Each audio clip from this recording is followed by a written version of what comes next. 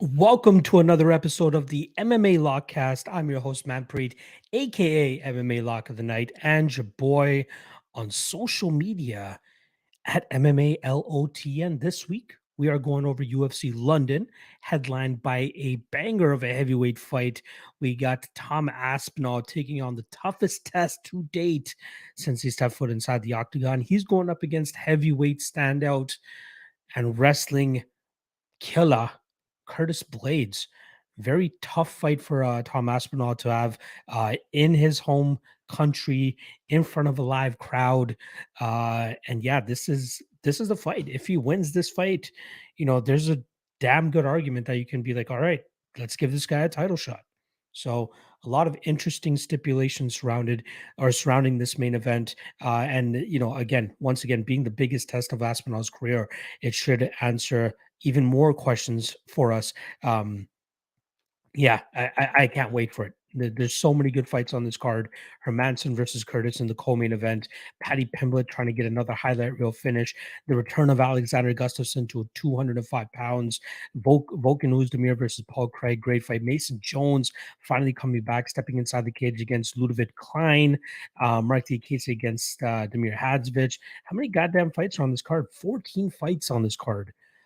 Seems like, for a UFC London card, a lot of the time they just fill out the card with whatever fights on the prelims, but there's some bangers on these prelim fights or on this prelim portion of the card. Mach 1 Amirkhani against Jonathan Pearce, Charles Johnson making his UFC debut against Mokaev, Jai Herbert against the hard-hitting Kyle Nelson. Plenty of great fights to sink our teeth into, and I'm going to be breaking down all 14 of those fights for you guys in a matter of moments. But as I always like to do, let's go over the betting recap of the last event. And that is one sec.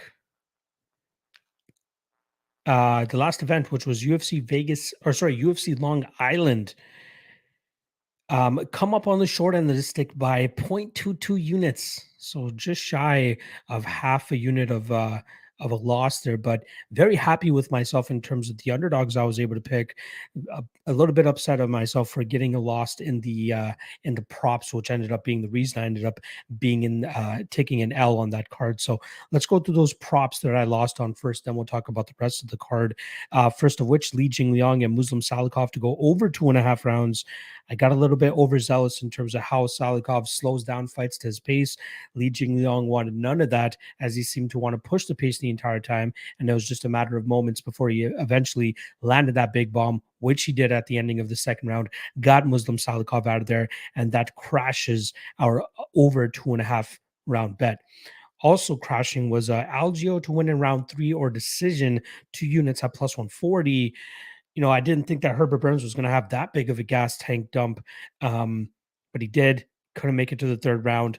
Ultimately, Algio wins that fight due to exhaustion almost. It seems like he was beating the crap out of Herbert Burns, but Burns really seemed to gas himself early in that fight, especially trying to lock up that triangle choke that he had to no avail. Algio, slippery as he always is, manages to beat down Herbert Burns and finish him in the second round. Like I said, I had round 3 slash decision at plus 140. That does not end up cashing. Then we get to the last prop that doesn't end up hitting, which is the fight goes to decision for Ricky Simone versus Jack Shore. I was expecting a little bit more durability from the Jack Shore side of things. I did expect if there was a finish, it would have been from the Jack Shore side of things, but Ricky Simone showing off the big power that he has. He obviously showed it off in his last fight against Rafael Sunsao.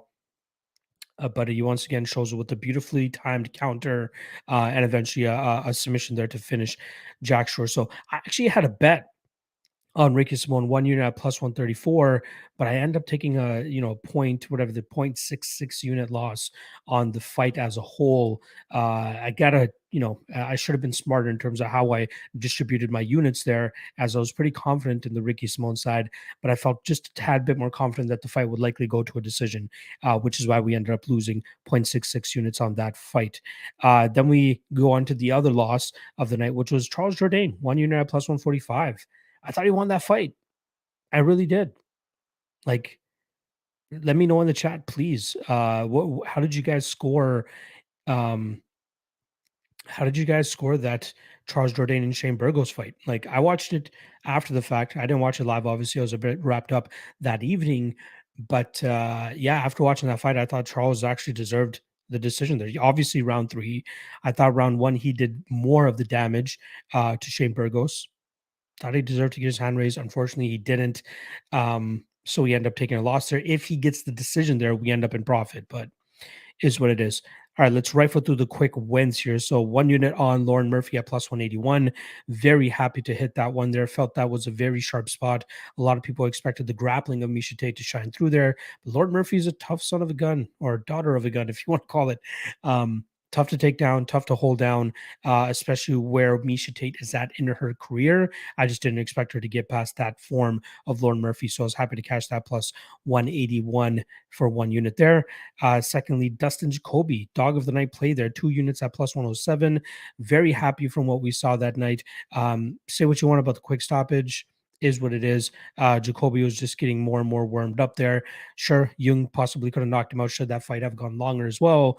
But I think that Dustin Jacoby showcased why he was the better striker that night and probably always will be the better striker. So I'm happy that we ended up cashing that, especially in a fight that was heavily debated the entire fight week. And we saw a lot of line movement in that fight as well. Not only did Dustin Jacoby get it done for me, but also Dustin Stoltzfus. Shout out to the Dustins. Stoltzfus just digs a little bit deeper than Dwight Grant, pretty much just grinds him out for the majority of that fight. Cast out 1 unit at plus 120, and then kicking off the night, ended up with the W here on Emily Ducati, 2 units at minus 155. I really should have made her my lock of the night play. Like, I was that confident in her that I should have made her an even bigger play. I think the UFC debut kind of shook me a little bit, but she showed just from the jump that she was the better fighter, especially at that point in their career. So big shout out to Emily Ducati for getting a big win in her UFC debut. But like I said, we end up minus 0.22 units, which is just not a good look. I'm going to try to taper off the props a little bit. I got to go back to like my unders. Unders is where I find my most success when I'm talking about props. But I think the vast majority of my betting should be based around my straight picks because that is where I make the most amount of money. All right.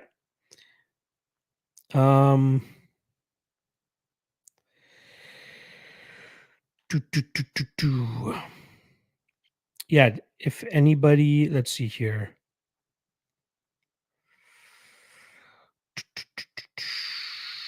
Jordan Shep said 29-28 Burgos or 28-28.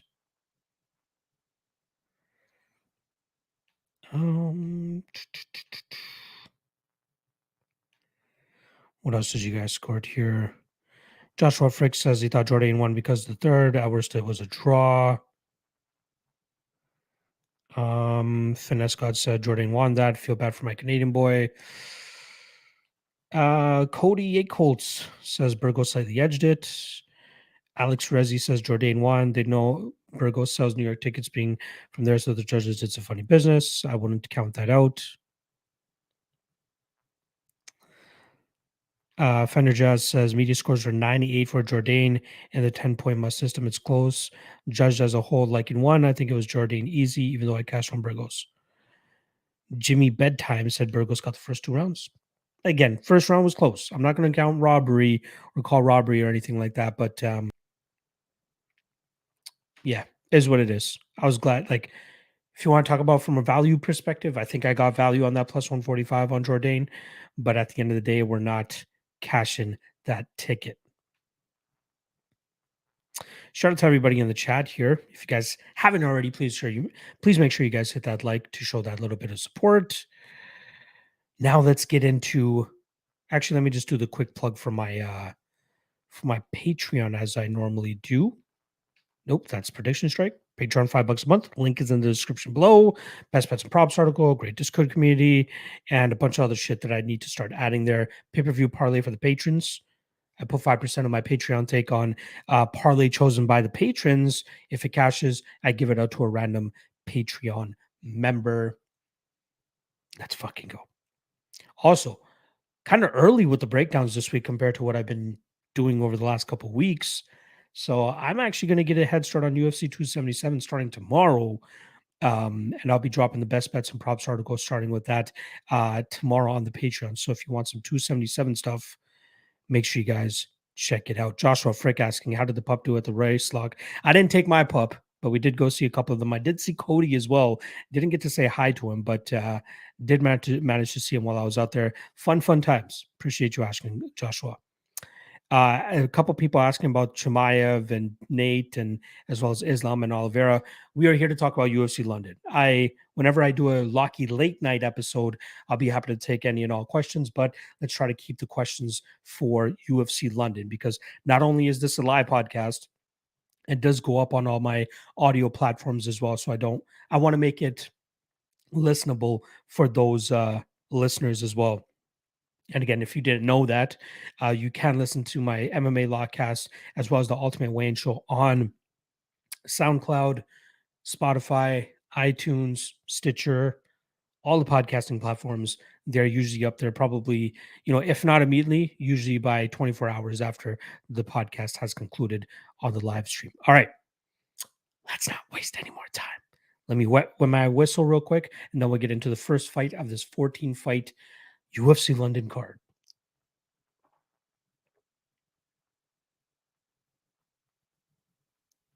All right.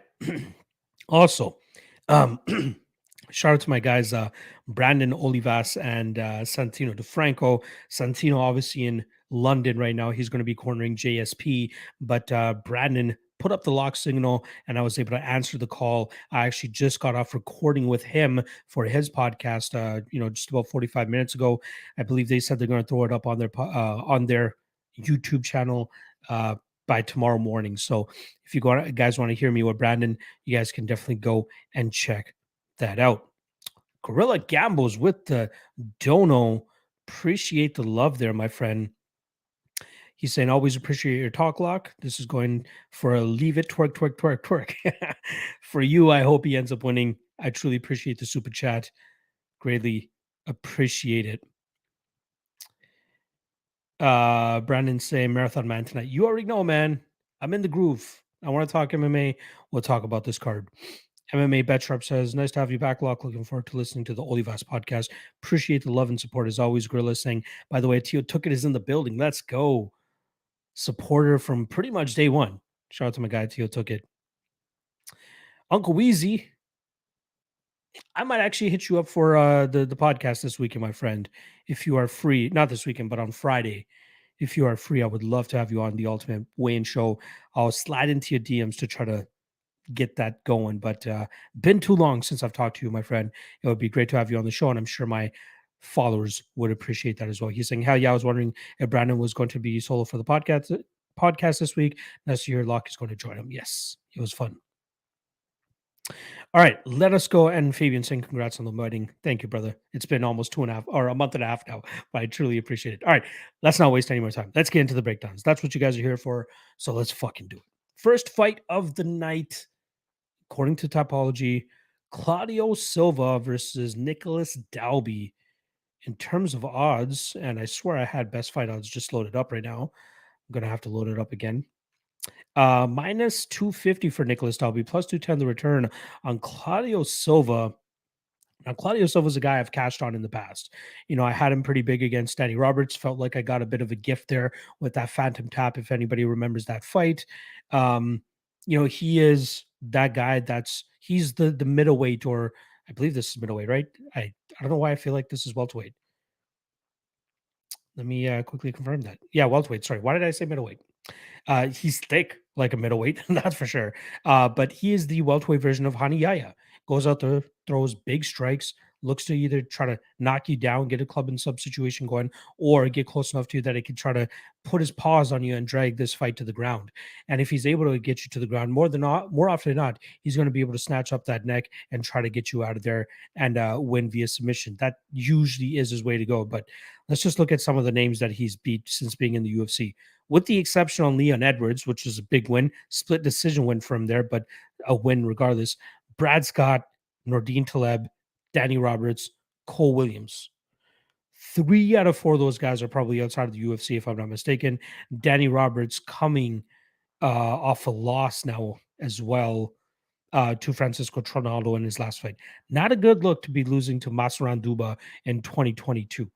But those are the guys that Claudio Silva is beating. When he gets steps up in competition, again, with the exception of the Leon Edwards fight from 2014, that was 8 years ago. He's lost to James Krause, that was in 2020, and he lost to Court McGee, which is in 2021. And he was scheduled to fight Gunnar Nelson earlier this year. That did not transpire. And if I'm not mistaken, did Gunnar end up losing that fight? No, yeah, he beat Takashi Sato that night.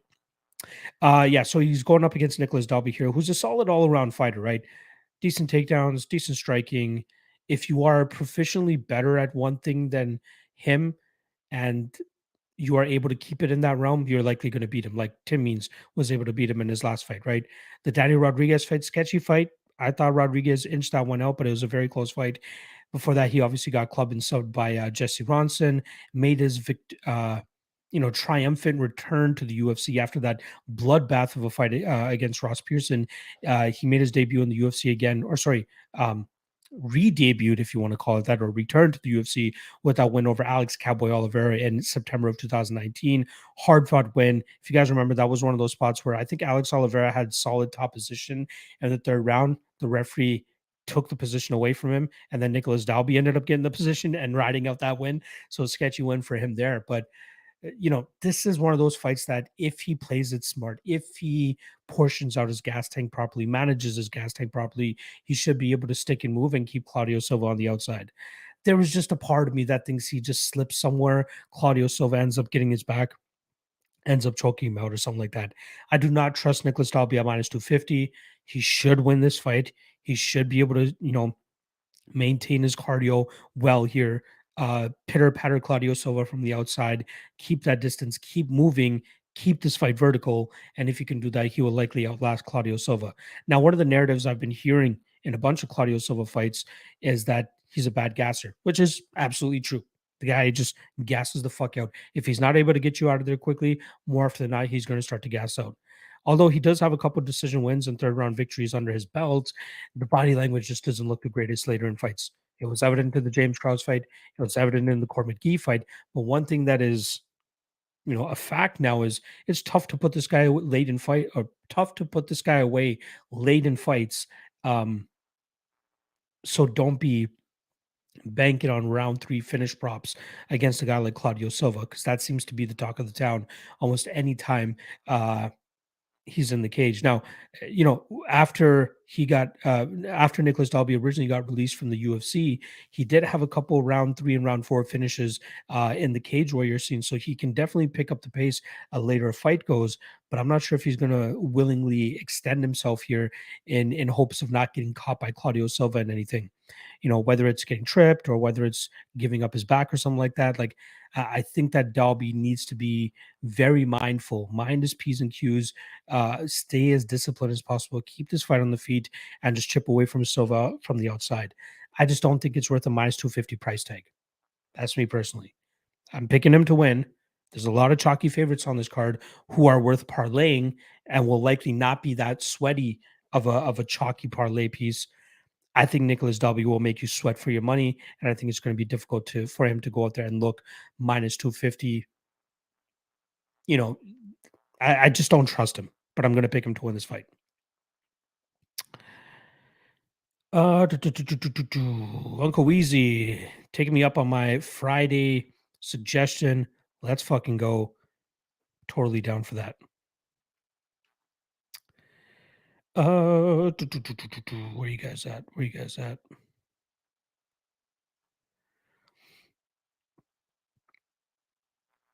Matt Paulin's in the chat. Appreciate you stopping by.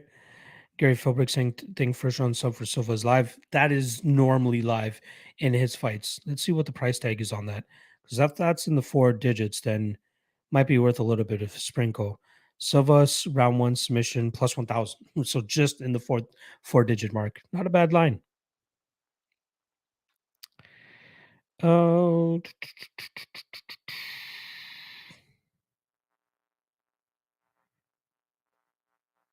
Manana. Our tech guy is in London. I love it. Tio took it with a $10 dono. Appreciate the love, my friend. Always appreciate the super chats. You guys are fucking awesome for going to that extent to support your boy. He's saying, "Hey, Lock, I'm a cannabis gardener these days now, but when I tune into MMA Captain, you're my guy, brother. Let's get it. Appreciate it. Love it." Casanova Trap saying, "You from Toronto? I better be if I'm rocking the full Raptors gear right now." Jordan Shep saying, "How much is too much on Oezdemir? Just wait till we get to that fight." Mm,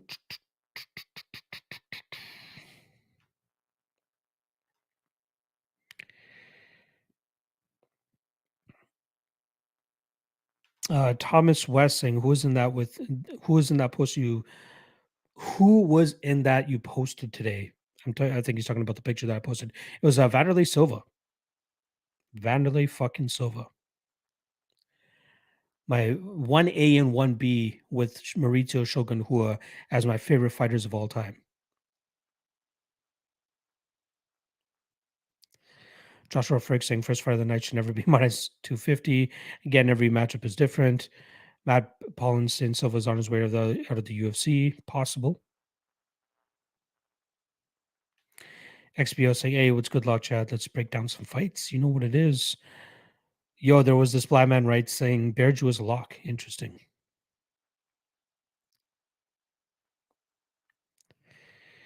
My son J Bot.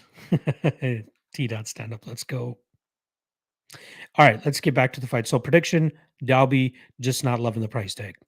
Next up, we got Victoria Leonardo coming in at plus 110, going up against Mandy Baum, who comes in at minus 130. Now, for some reason, I had this different image of Mandy Baum in my head when I first saw the odds. When I first saw the odds, it was minus 150 for Mandy Baum. And I'm like, this line seems like a gift. Like, we should go out there and hammer Mandy Baum at minus 150. She should touch up Victoria Leonardo from the outside. And then I ran the tape. I'm like, who did I think Mandy Baum was? Yes, she has decent striking, but it doesn't seem to have that zip or that power, that sting that Melissa Gatto has. Because I kind of look at them as somewhat similar fighters in terms of how they're built and what I thought their striking style was like. And Mandy Baum, she does rely on the strike. She does have some decent clinch work as well, but I think she just lacks a little bit of that grittiness that's going to be required to beat a girl like Victoria Leonardo. Now, I'm not a big Victoria or fan. Like, I don't think she's the greatest fighter, but she does have that fighting nature in her that I do believe will her to this win here. I do think she'll be able to wane forward. I do think she'll be able to get her hands on Mandy Baum, and I think she'll be able to drag her to the ground and probably rough her up in that aspect. But like she'll be at a speed deficiency or disadvantage, and I think if she can overcome that, she should be able to start to take over this fight the later that it goes. Leonardo, sketchy gas tank to a certain extent, but it truly depends on the type of opponent she's facing, the type of resistance she's facing, the adversity that she's going to face, because you're not coming back from that beatdown that Melissa Gatto was putting on you before you broke your arm. You could possibly come back from a little, adversity from Mandy Baum, right? Mandy doesn't seem like this barn burner, this woman that she's just gonna touch her up on the outside and just stay safe at distance. I don't think her distance management is that great. I think she's still kind of green. And Leonardo, although she's not great at one thing, she's decent for what we have, right? And I think at underdog odds, you can't go wrong taking even value here on Leonardo, as I do think she'll be able to make this a full MMA fight, which will likely be the downfall of Bohm. Bohm's going to need a 15-minute kickboxing match here to find success, in my opinion. For Leonardo, she's going to get touched up from the outside for a little bit, but if she continues to, move forward, put the pressure on her, change levels, look for takedowns, I think she could find her success here, and I think she could get her hand raised. So I'm going to go Victoria Leonardo to pull off the upside here in the second fight. I think it's a good spot, honestly.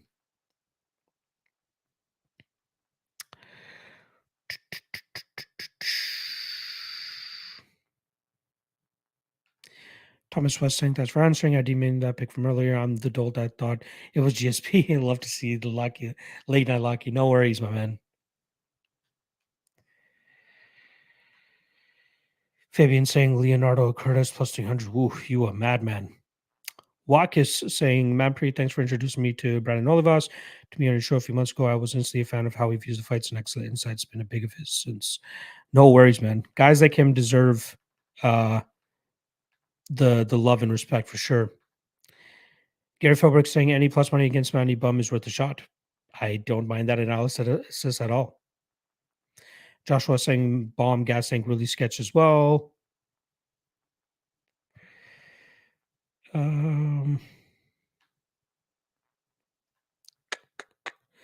Uncle Weezy saying I bet Victoria for 1 unit at plus 124. Bohm is terrible and the level of competition they faced isn't close. I like it. XBO saying Leo train right out. Let's go.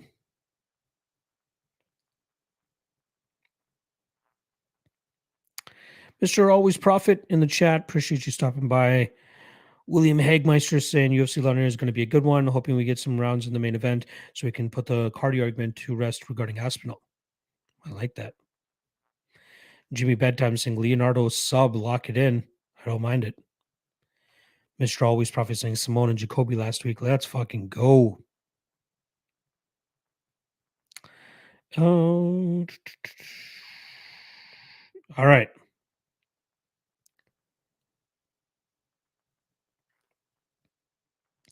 Let's move on to the next fight here after I wet the whistle once again.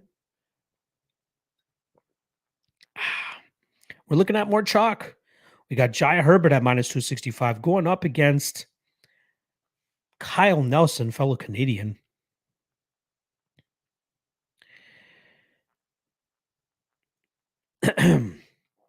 Pretty easy, simple fight to break down here.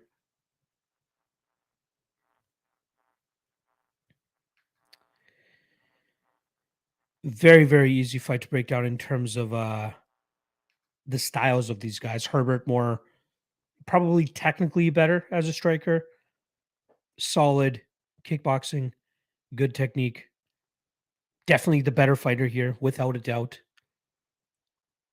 Will likely touch up Kyle Nelson for the majority of this fight, possibly puts him out later in this fight as well. But there's just that glass chin, that glass jaw of Herbert that could, go awry at any moment. And Nelson definitely has the power to put it out. If people remember his UFC debut against Carlos Diego Ferreira, which he took on less than a week's notice, you'll remember him putting Diego Ferreira a little bit on skates earlier in that fight. Emptied the gas tank early, knowing that's likely his only path to victory.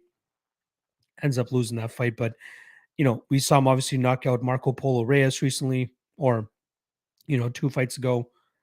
That's how he wins, right? Finding that big punch, finding the button, putting his opponents out.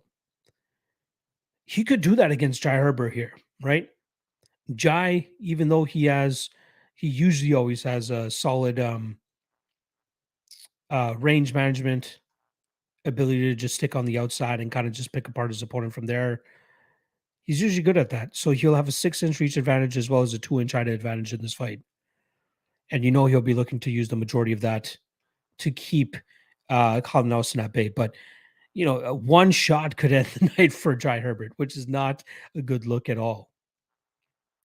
Like, that was the worry in the Worthy fight. He ends up pulling that one off, knocking him out. And his losses, 2 solid rounds of outworking Francisco Trinaldo, beating him to the punch and just whooping his ass. And then he gets knocked the fuck out late in that fight. And that's Moicano. He showed off some good submission defense early in that fight, but eventually gave it up in, the ending of that second round. Ilya Topuria almost beat him, right? Almost knocked him out. Had him on skates numerous times. Couldn't get the finish. I was going up against Kyle Nelson. This seems more of a thanks for taking all these tough fights. Let's get you a dub back on the board. And I hate to say that, right? Especially against a guy in Kyle Nelson who, like, he's fought on a card that I used to work back in the day, Substance Cage Combat. His 4th ever professional fight. He won a split decision against my guy Neelan Hordat, which, I thought Hordat deserved to win that fight. Is what it is. But won some good fights. Even won on the second show that we did, Substance Cage Combat 2, choking out an Olympic level wrestler in 42 seconds. Then he takes his first ever career loss. and then he puts together a what is that, a 7 fight winning streak, including a win over Worthy on the regional scene, and then getting that short notice call to the UFC. Also won against Jonathan Brookins on the regional scene. Shout out to anybody that remembers Jonathan Brookins. But it comes down to him finding that knockout blow. Plus 600 on him to win by knockout. Not too bad of a gamble if you're a risky person.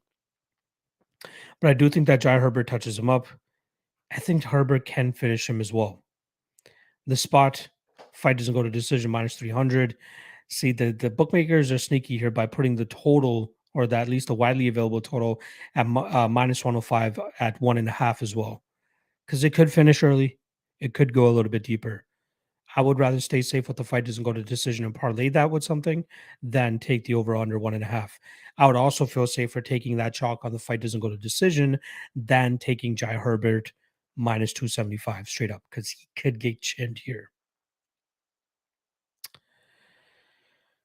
So I'm going to go Jai Herbert. Jai Herbert probably second or third round finish, but I don't mind that fight doesn't go to decision. I was a little bit skeptical at first about Nelson's ability, and he might be able to survive and go a full 50 minutes here. But the more that I'm thinking about it, man, Herbert is going to be touching him the fuck up. Pumbaa's picks reminding us that this will be the first fight for Kyle Nelson up to 145 pounds or 155 pounds, which is actually a spot that I overlooked. We'll see if his power can carry over one more weight class and if he can implement it effectively. William Hagmaster saying these guys want to bang. Give me a fight doesn't go to decision. I like it. XPO saying under 1.5, lock it up and lock it in. Again, the 1.5 sketches me out.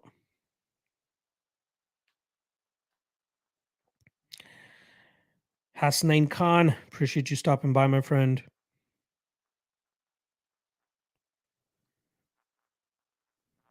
Pumbaa saying Jai is very solid on the feet, just zero durability. Exactly.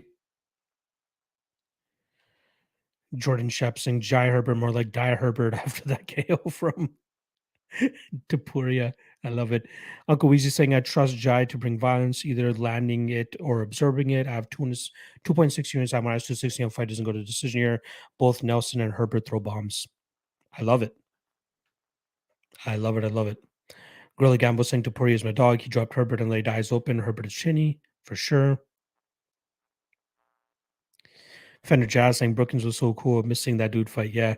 Apparently he went all hippie.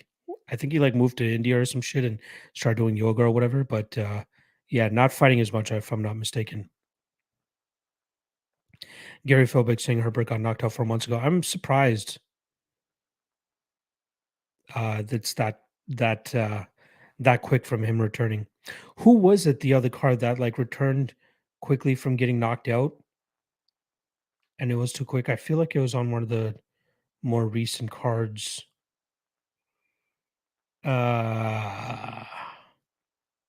Shane Burgos? No. There was somebody that just got deaded recently and made a quick turnaround.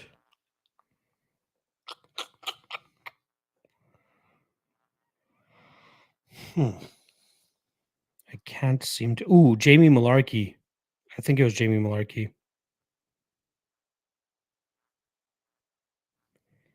Yeah, I think it was Jamie. Or Kennedy. Either way, somebody came back too quick from getting knocked out. I don't think they ended up getting knocked out, but we'll see if it happens here with Jai Herbert.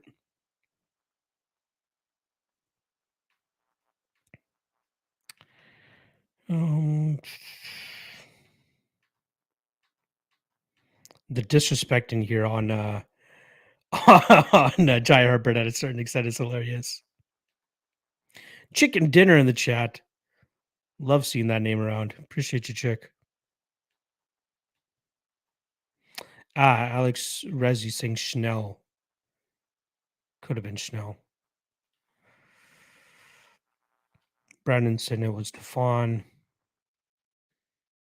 There was somebody who just got knocked out and he was facing another heavy puncher. Either way, I'm not going to remember. So I'm going to go Herbert. Herbert finishes probably second or third round. Fight doesn't go to decision. Will probably be a parlay piece. as well.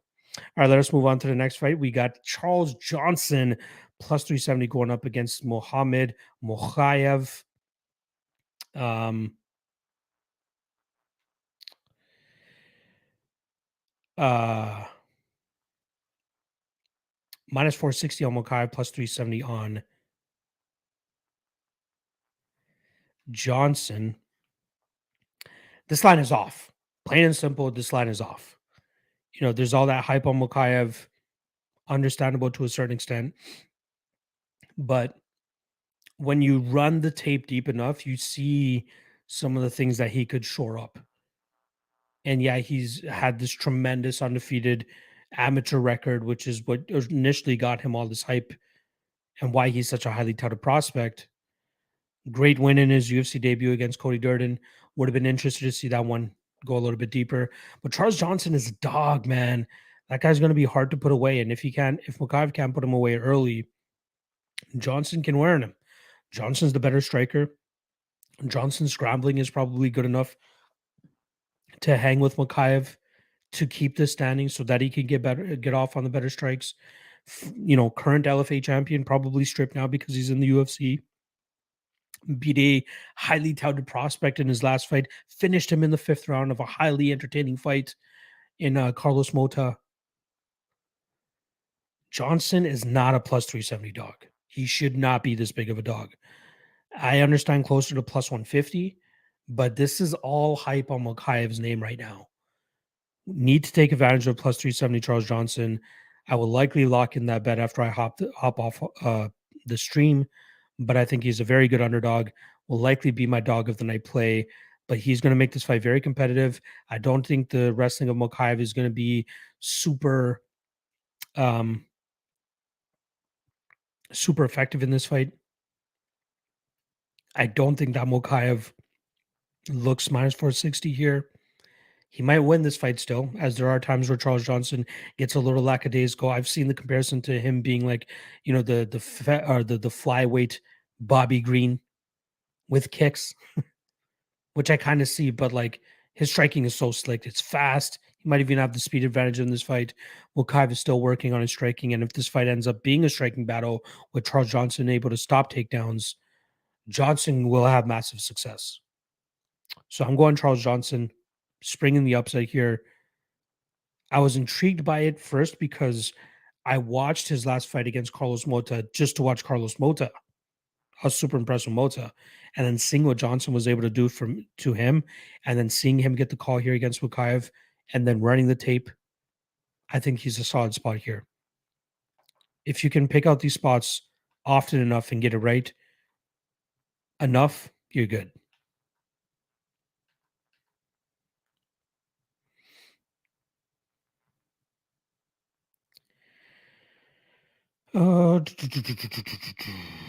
William Hagmeister saying Johnson is good. I like him. Suspect line hard not to take stat plus 250, but I do like Mokaev. Yeah. Johnson is a side here. Got to be.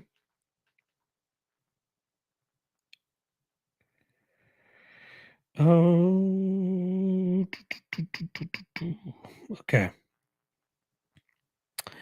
Let us move on to the next fight, which is Leavitt Klein against Mason Jones. Another chalky spot. That's what this card seems to be filled with.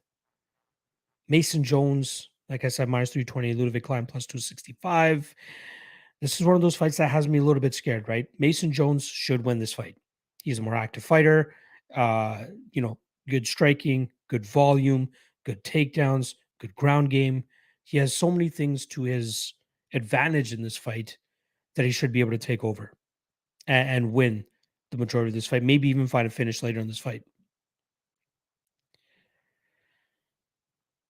Klein mainly relies on his southpaw stance, that left straight down the middle and that left head kick.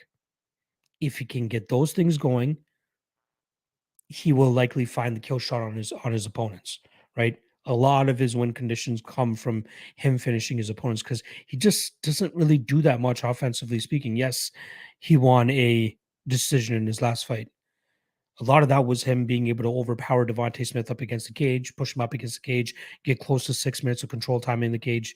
But I'd be surprised if Jones gets stuck in those spots. I think Jones has great cardio. I think Jones is very good in the clinch position should he get pushed into those spots. But I do like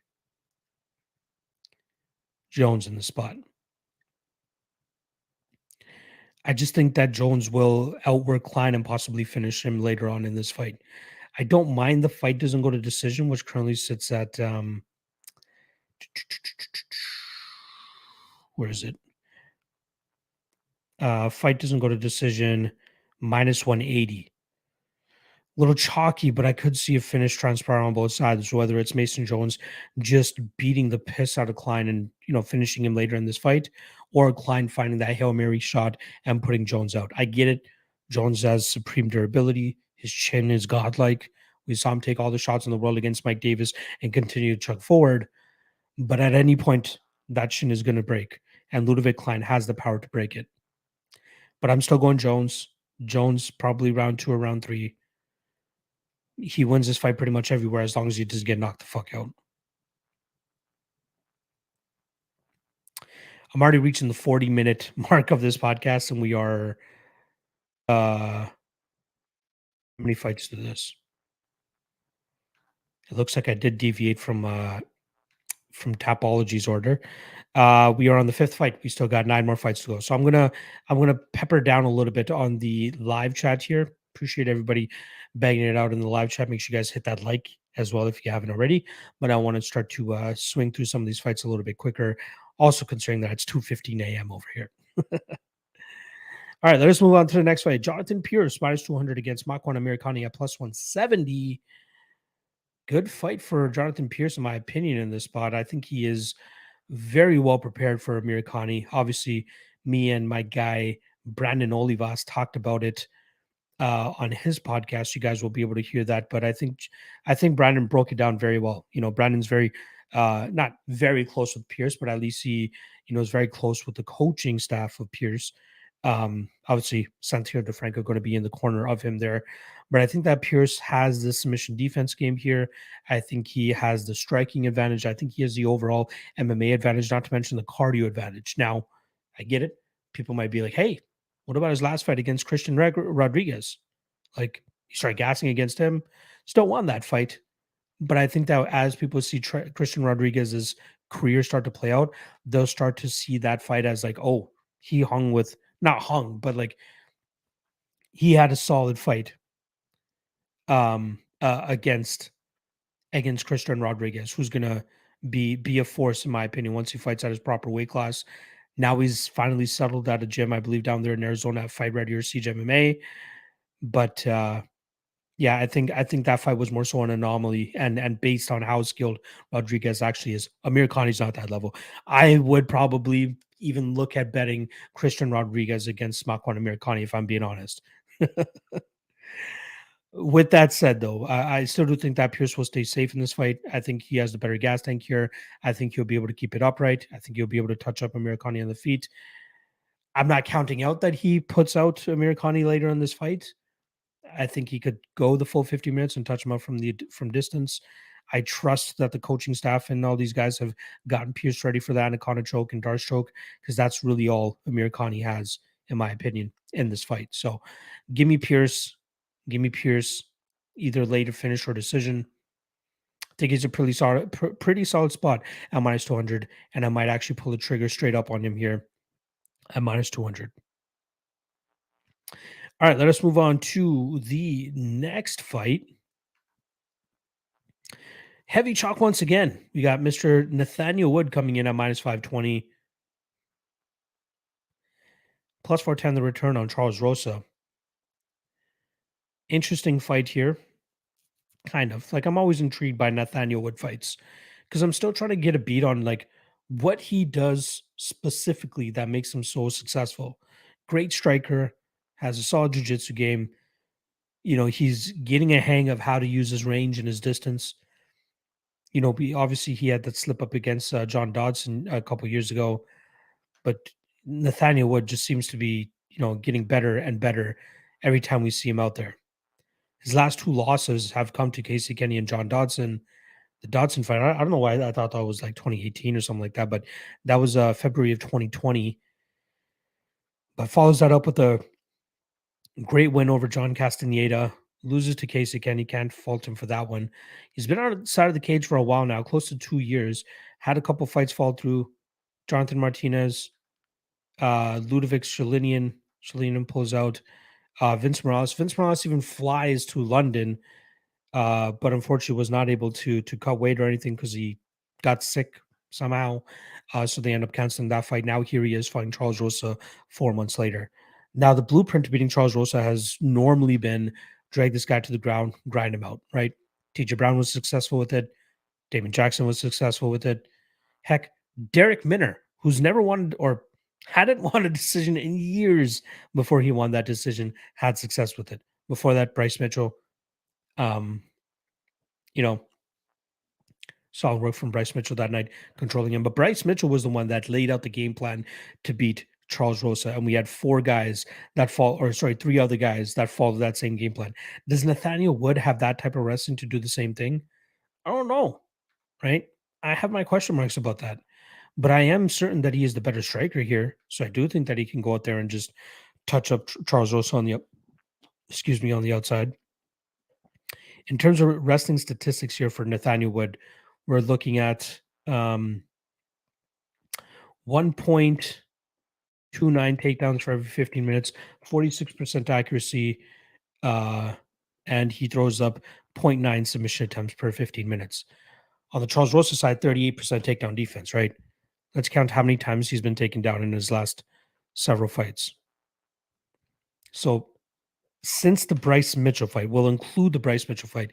In his losses, he's been taken down 3, 7, 13, 19 times in his last 4 losses.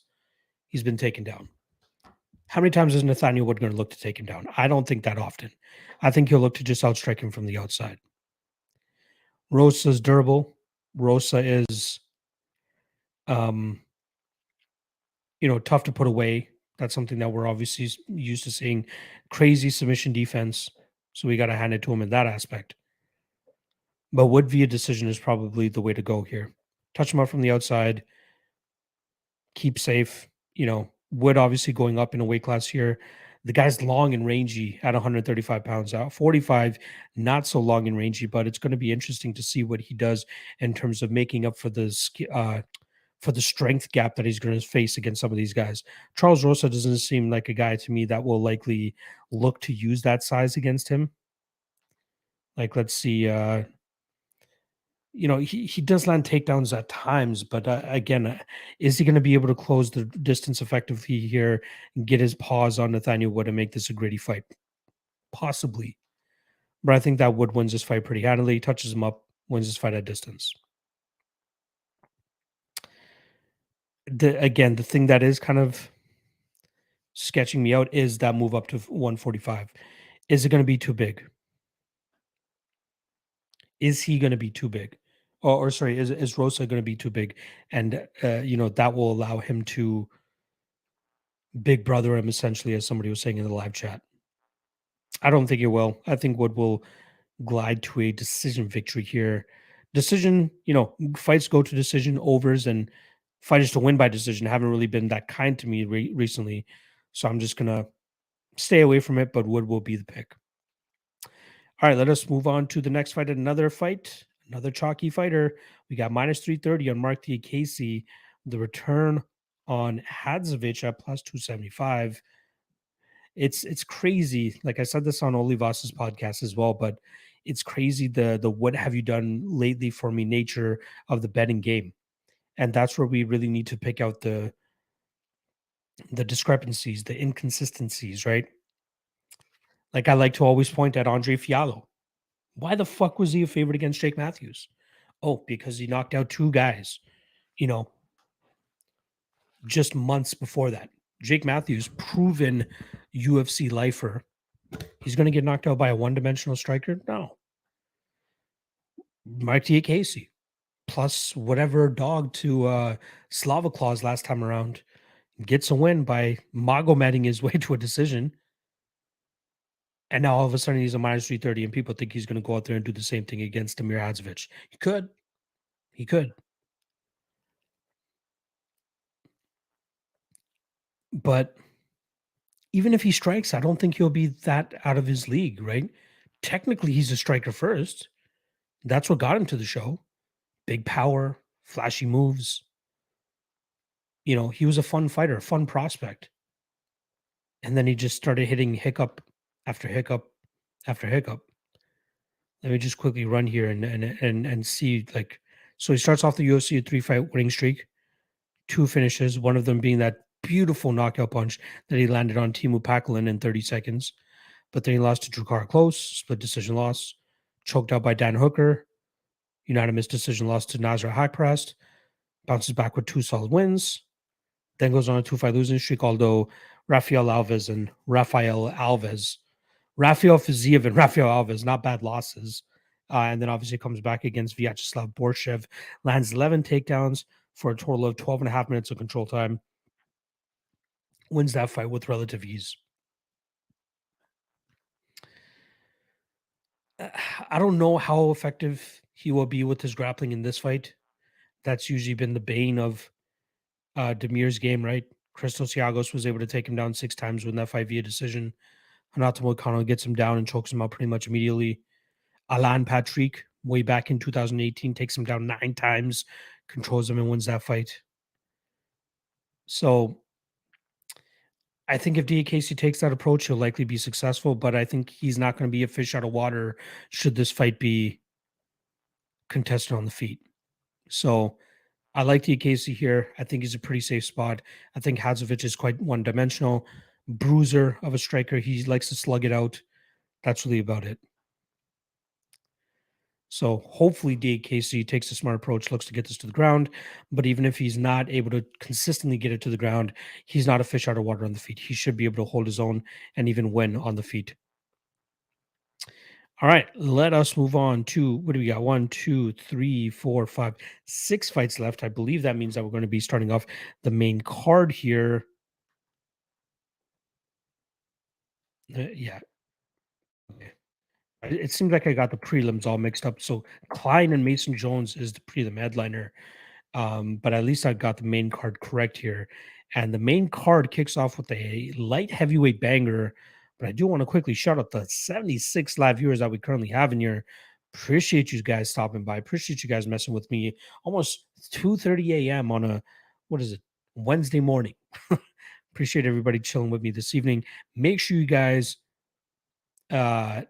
hit that like, hit that subscribe if you haven't already. That's the best way you guys can support your boy.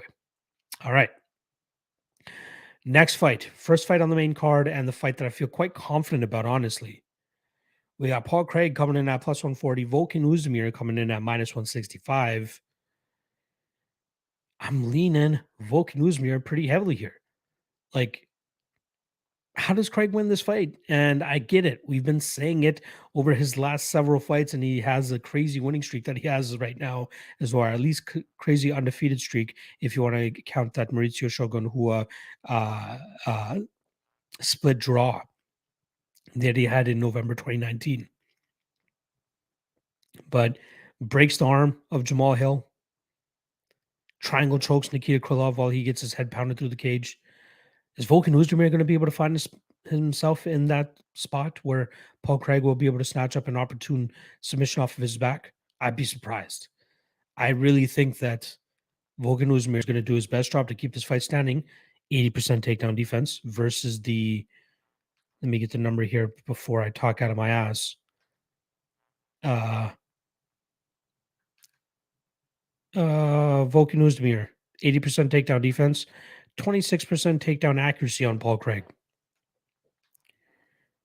He got down Nikita Krylov, which is a very interesting takedown attempt. 4 takedowns on Mauricio Shogun, who eventually pounding him out in the second round. But like, yeah, he got down Jimmy Crute 3 times, ended up losing that fight. He got down Magomed Ankalaev twice. Obviously won that fight last second from what people remember. But like, I think he's going to struggle to get Volkan Oezdemir down here. Volkan, Give up 1 of 4 takedowns against Magomed Ankalaev. Really made Magomed work for the takedowns in that fight. Alexander Rakic went 1 of 9 on takedown attempts there as well. Ilir Latifi 1 of 5 on takedowns. Paul Craig doesn't have a solid takedown game, in my opinion. I think Volkan will keep the standing. I think Volkan will find that knockout. I think he'll put him out. I think this Cinderella run that he's on right now comes to a stop. There's 2 Cinderella runs on the main card here. I think both of them stop. This is the first one. I think Oezdemir wrecks him, and I think he gets him out of there. Volkan Oezdemir via KO, round 1, round 2. Fight doesn't go to decision, could be a decent spot as well. But I'd be surprised if Paul Craig pulls this one out of his ass like he has his last couple fights. Fender Jazz saying, I'm on Oezdemir, especially since my ex liked Craig. Hope Craig and Petty and Stupid Meatball lose this Saturday. Don't kill me, Fender Jazz. All right, let us move on to the next fight. Speaking of Molly Meatball, she's coming in as a minus 390 favorite, plus 320 for Hannah Goldy. Now,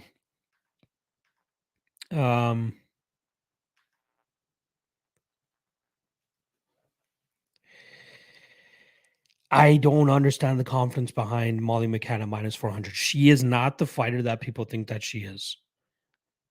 I don't get it. Like, okay, I get the hometown narrative. I get the, you know, aesthetically speaking, for the judges, she has a friendly style, which is moving forward, throwing shots, probably getting dinged up in return, but still moving forward and looking like the one that's initiating the exchanges, looking like the one likely that's getting the better of the exchanges because she's the one moving forward while doing so.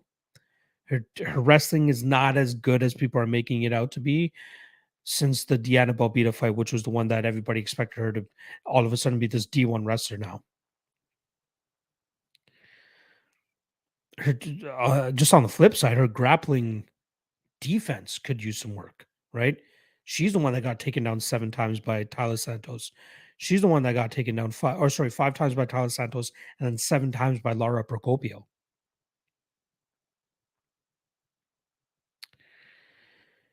I get it. Goldy is not the greatest fighter. She has a lot of things that she needs to work on, but one thing that I'm certain we're going to see from this fight is the fact that it's going to be competitive. Goldy's going to have output. Goldy's, going to be returning in on some of those shots that McCann is throwing. And if Goldy wants to take this into the grappling realm, I think she has the strength and jiu-jitsu to have success. Like, how do people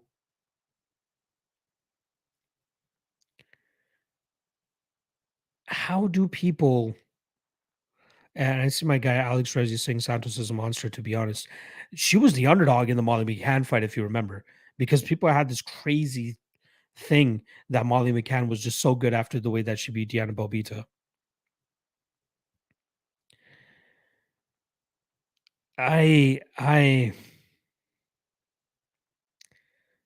I'm just mystified at this line. That's why I'm finding it hard to find the words to continue to break down this fight. I'm throwing a half unit shot on Hannah Goldy. This fight's going to play out close. Even Hannah Goldy, you know what? I'd be a little bit skeptical about Hannah Goldy by a decision, like rather than playing the money line, play the decision. But like, I wouldn't be surprised if she throws up a submission off her back if McCann wants to get her wrestling going, and Goldy gets another armbar from guard situation, right? Plus 1200 Goldy by submission. Goldy by decision is currently sitting at plus 500, but even playing plus 320, plus 340, some of the numbers that I'm seeing, not a bad look. The balls on you for being able to play Molly McCann at minus 400 must be balls of steel.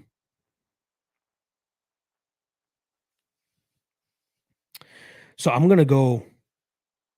Yeah, they're pretty much the same size, like Juan Lopez is saying here. Okay, saying Molly has hard Goldie doesn't. How can we confidently say that though? What fight did Goldie give up in? Right? This fight's going to be close. Definitely going to be way closer than minus 400 McCann, which is why I'm taking the shot on Goldie. Simple as that. It's going to be a close competitive fight. You are not so to play minus 400 Molly McCann.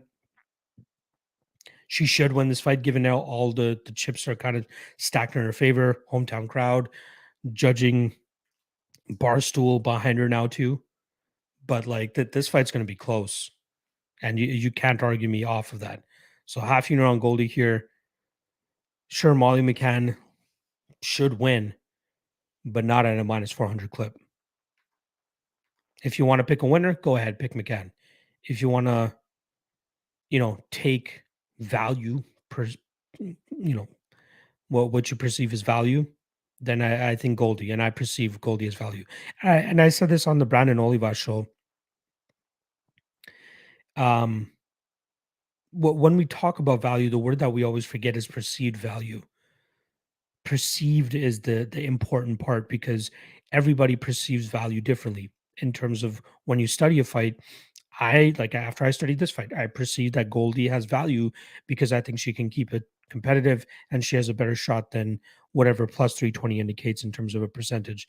Other people might look at it and be like, hey, Molly McCann's forward movement, hometown rub, hometown advantage, all of that should have this fight in her favor at minus 400. I'm not going to rag on anybody for thinking that they have value on Molly McCann at minus 400. Nor should anybody else rag anybody else if they feel that way. It is perceived value. That is the point that I'm trying to get to. Perceived value. Justin Villegas saying this card is set up for a few England people to get their shine and Bob Molly will get a win. Again, there's always those setup spots. You are correct. But if the UFC was based off of setup shots and, people trying to take advantage of that, like we would have way different champions. We would have way different this or that, right? Like Conor McGregor would have wins over his last several fights. Like that, Carlos Ulberg would not have lost to Candy and Zetchko in his UFC debut, right?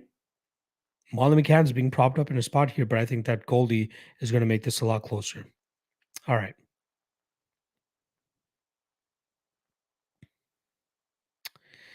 Austin G also saying, this is at 125. Goldy coming up, got taken down by Tiny Whitmire. I think Molly can get cage time, takedown if she really needs. I think she might even get tied up in a submission of some sort. That's absolutely possible.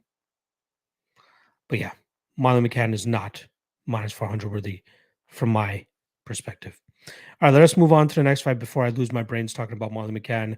We got Alexander Gustafsson making his 205 pound return. Minus 190 the return on Krylov, plus 160 on Gustafsson. Toughest fight to break down on the card, right? Very tough, because we just don't know what version of Gustafsson we're getting. Like on the again, another fight that I was kind of talking through with Brandon earlier today.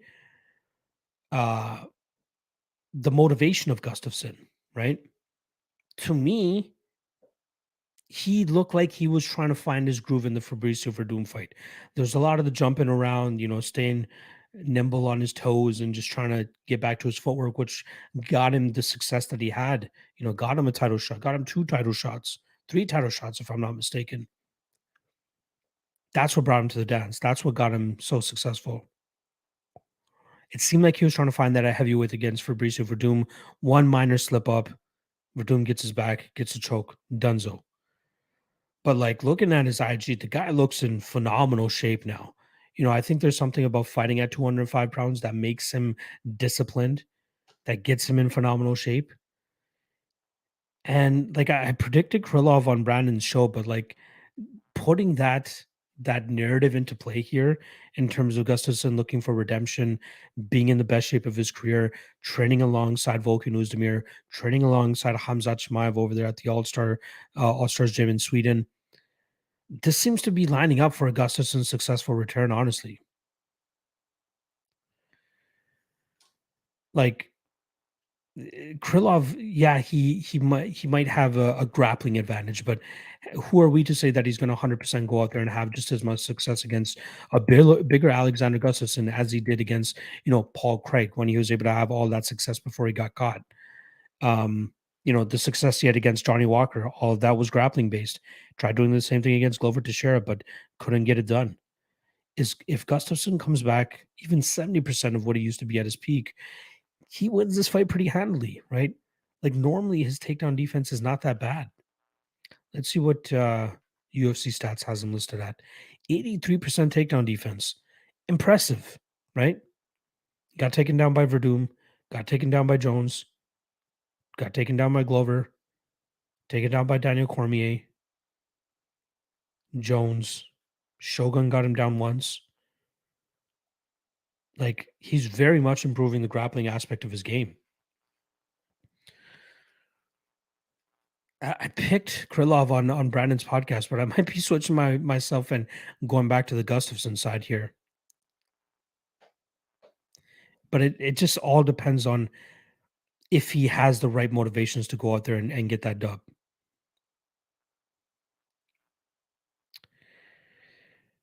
MMA Bet Sharp saying you have to watch it, but I remember Krylov outstriking Ankalaev, making Ankalaev resort to grappling. I think it was like outstruck him in the sense that he was just throwing more frequently. Because after that, I think we saw Ankalaev. Yeah, he got his number with the takedowns and grinded him out that way. But if Krylov wants to strike against Gustafsson, maybe Gustafsson could use his footwork and his movement to dance circles around him essentially and get that win himself. I think ultimately I'm gonna pass on this fight from a betting perspective because I just have way too many question marks, especially for the Gustafsson side. But in terms of a prediction, I am gonna make that switch. I am gonna go on the Gustafsson side. The guy looks in phenomenal shape, and I am not that guy that oh my god, the IG looks great. He's gonna win.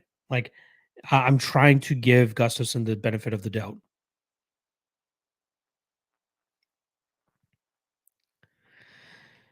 I've seen people just saying all this stuff about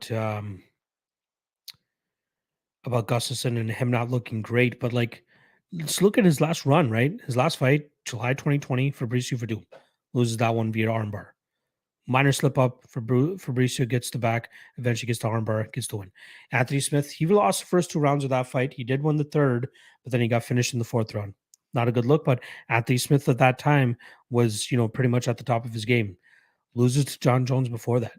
Before that was on a 2-fight winning streak against Jan Blachowicz and Glover Teixeira. What I'm trying to get at is like Nikita Krylov is not Fabricio Verdum level, Anthony Smith level, John Jones level, Glover Teixeira level, Jan Blachowicz level. And those are the guys that Alexander Gustafsson is going up and losing or winning against. So there's a big skill discrepancy dip or a big skill dip in terms of the level of competition for Alexander Gustafsson. Alain Gustafsson by decision, touching Krylov from the outside.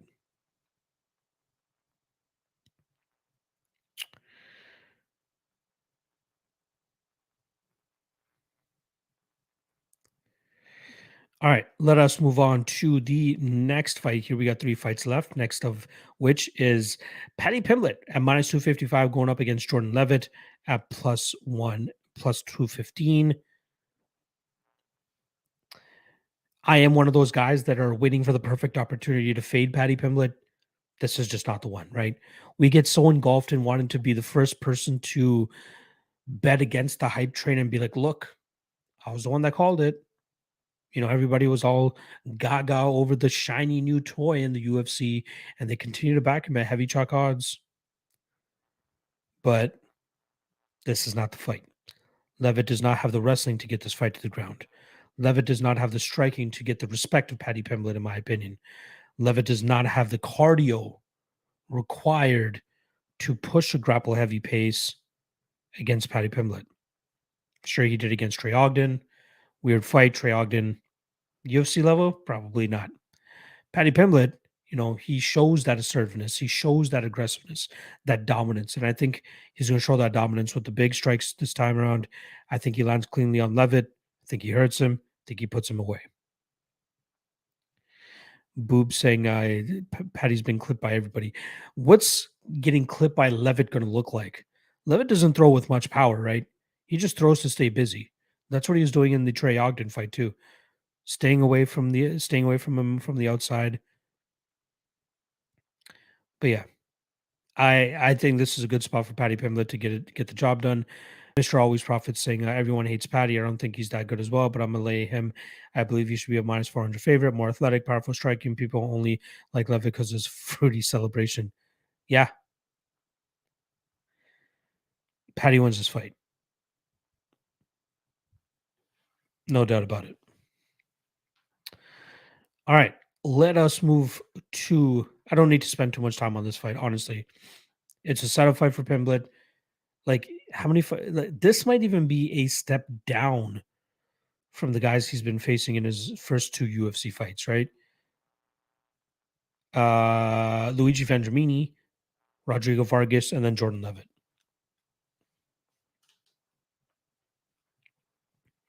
I'm going. I'm going Pimblett. Also, I can't believe it's already been 15 months since the UFC came back from COVID at UFC 261 for the first pay per view back in front of a live crowd. Crazy. Because I remember Vargas faced Zoo wrong that night.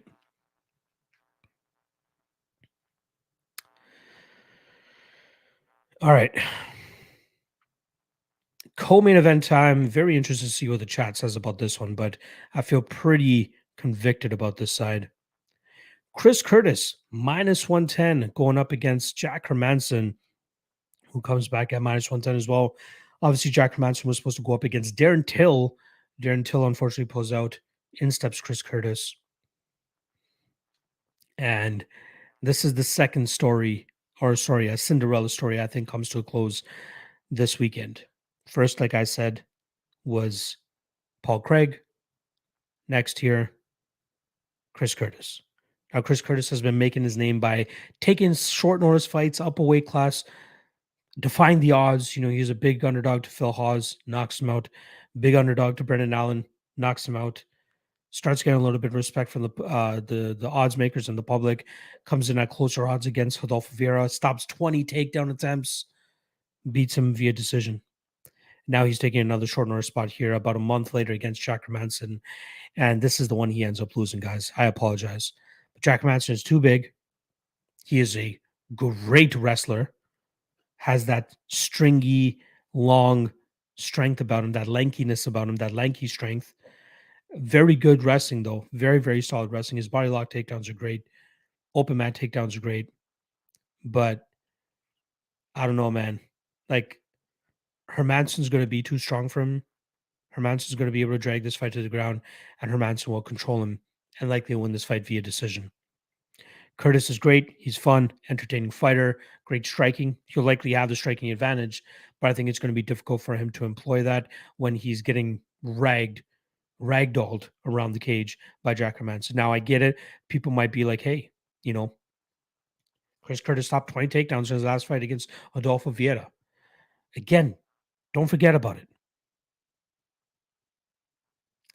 Adolfo Vieira is not a wrestler per se. He's a jiu-jitsu player. Jiu-jitsu players are effective when they're able to get the fight to the ground in their way. Hermansson will be able to land the takedowns here. Hermansson will be able to drag this fight to the ground and control him there. He'll be the stronger guy. And this is where Curtis is going to realize, oh shit, I should have stuck at 170 pounds where I'm best. I'm going to go back down to 170 pounds. I think Jack Hermansson just tears him up. Sprawl or not, Hermansson will continue his takedowns, chain them together, and eventually get Curtis to the ground.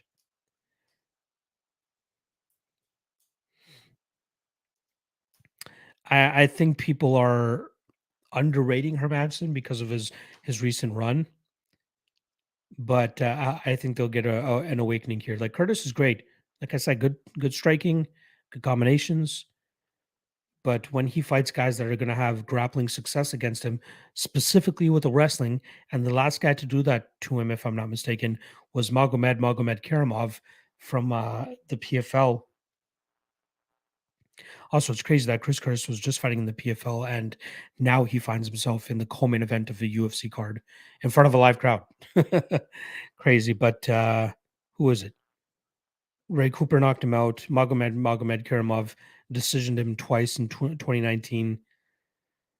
That's pretty much how I see it going. Like he's beating guys: Darren Smith Jr., Kyle Stewart, um, Jerome Hatch, Kenny Robertson, Phil Hawes, Brendan Allen, Rodolfo Vieira, but none of those guys possess the wrestling like Jack Hermansson does.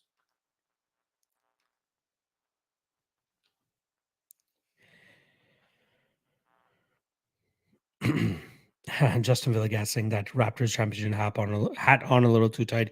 Curtis going to piece him up. Hermansson ain't no on any special level. Chimaev show that. That just also shows how good Chimaev is.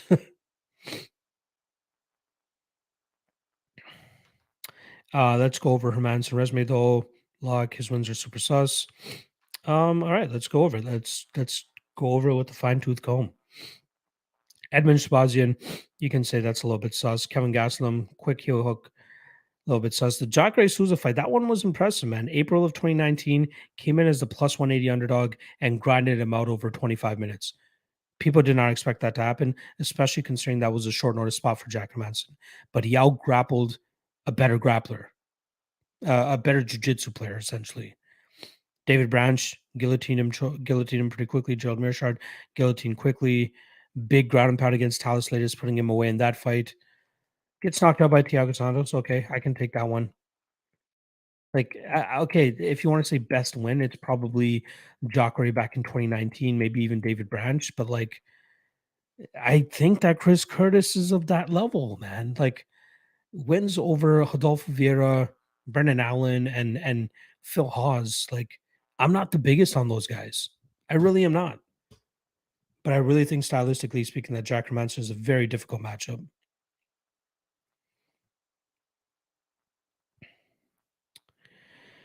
In terms of takedowns for Hermansson, I see people questioning that. Uh, 3 takedowns on Jacare Souza. He had the one against Jared Cannonier, but we know Cannonier tough to hold down. 2 against Marvin Vittori, 3 against Edmund Shabazian. Like I think that the size and strength difference is going to be on display once these guys actually step inside the cage. Like I get it, the metrics aren't totally off. 6'1" Jack Hermansson, 5'10" Chris Curtis, 77-inch reach Hermansson, 75 for Curtis. But like I think once they start to tie up and Curtis feels the type of wrestling and the power and the technique, I like Hermansson. Juan Lopez saying he thinks Hermansson has stopped improving. I think that's the big issue. I think even at this final form, if that's what it is, I think he still beats Curtis, man. Like Curtis is kind of a finished product as well. He's 35 years old. He's just showing off that he can be like this rugged scrapper, and like if he can survive that early onslaught like he did from Phil Hawes, he can catch up and finish him. Like I think Phil Hawes was absolutely disrespecting him that night by letting go of those shots the way that he did, and then once he got pointed, he was like, "Oh shit." Then he starts retreating and gets knocked out.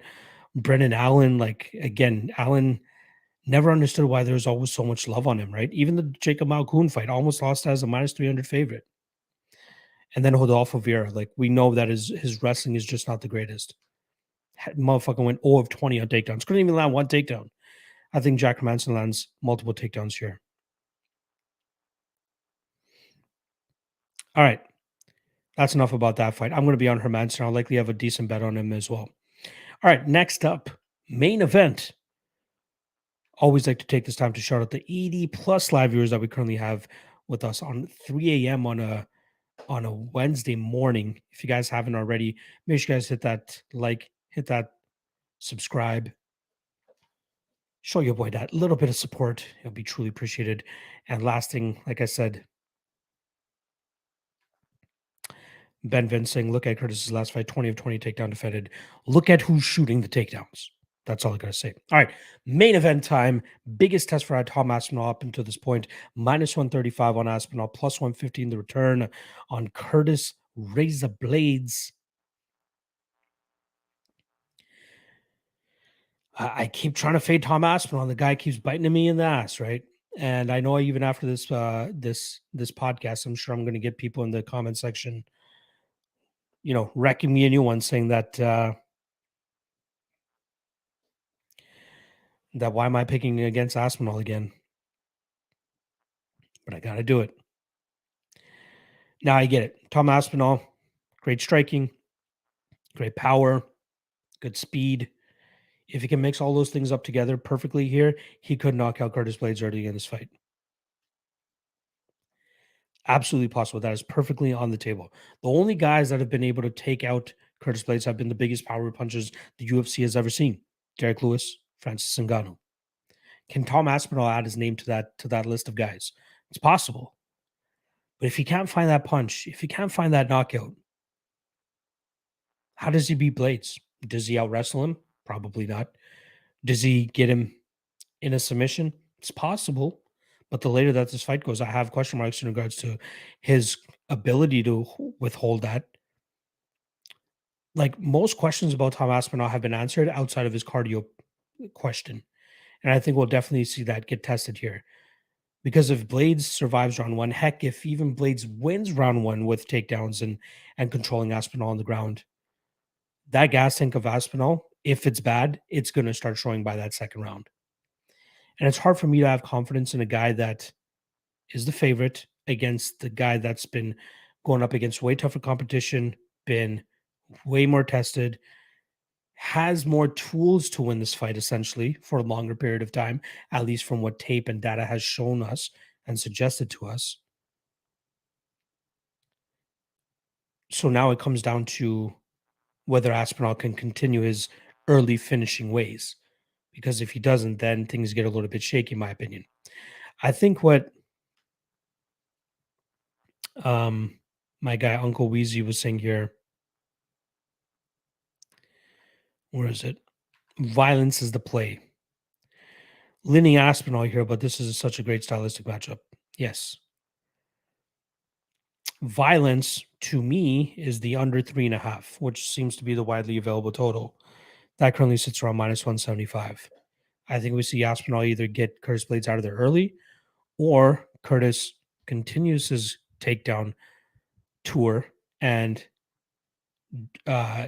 grinds on Aspinall, eventually gets him out of there in the third round.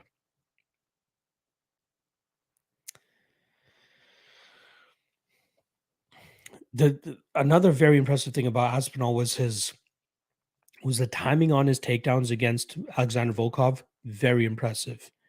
Not just the timing, but his commitment to them. The double leg that he landed was just beautiful. The patience with it, just fucking beautiful.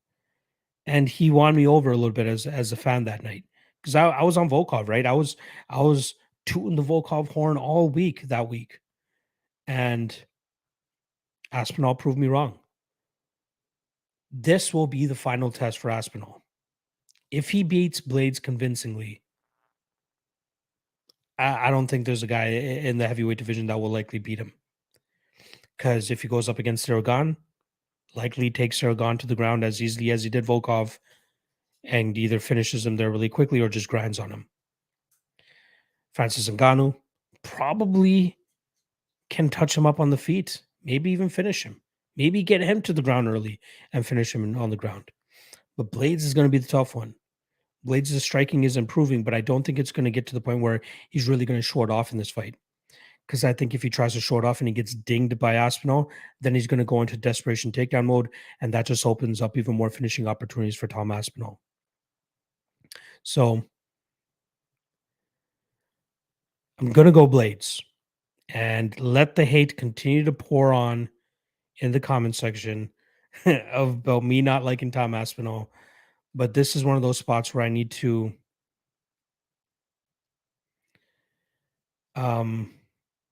this is where I need to plant my flag and go Blaydes likely wins this fight. The way that I'll bet on it is probably by violence under 3.5. But If Aspinall passes this test, I likely will never bet against him or pick against him in the future. So give me Blaydes via third round TKO, smashing Aspinall from on top when Aspinall starts to gas out and slow down. I'm going to wait on this line just as I'll wait on the Hannah Goldy line, as I'm expecting money to come in on Aspinall, money to come in on Molly McCann, and we'll likely get better lines as the fight starts to get closer. So again, close fight, but I think we'll see Curtis start to pull away the later that this fight gets, and I think we'll see Blaydes finish him later. There you guys go. Full card breakdown wrapped up at 3 a.m. on a Wednesday morning. Appreciate everybody that watched it.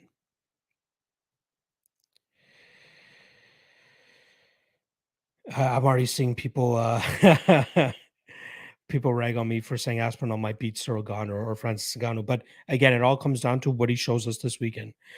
Like, I want to see him face adversity. I want to see him get into the third round and prove me wrong. But like, given the physical attributes that this kid has, speed, boxing, takedowns, power, it all looks good. It's just, can he take a fight deep? All right. Love you guys. Appreciate everybody hanging with me this morning, this night, depending on where you're at in the world. Make sure you guys hit that like and subscribe if you haven't already. I will get the timestamps up and on this as quickly as possible. I want to hit the sack ASAP. I want to go to sleep, get a good night's rest, get up in the morning, add the timestamps, and get started on UFC 277. If you want to see my early work on UFC 277, you'll be able to see it on the Patreon. Link is in the description below. I won't start dropping UFC 277 content to the public until Monday of next week. So if you want early access to it, see where my heads are at, or where my head is at, that's where you guys are going to be seeing it. Appreciate you guys. I'll be back on Thursday for propping you up with Cody on the All-Star. Friday, I'll be back for the Ultimate Wayne Show. And as long as scheduling works out with my guy, Uncle Weezy, I'll be doing the Ultimate Wayne Show with my guy, Uncle Weezy, on my channel here. So make sure you guys drop by. All right. Love you guys. Appreciate you guys. Good luck on your bets. And I'll see you guys throughout the week. Let's fucking go.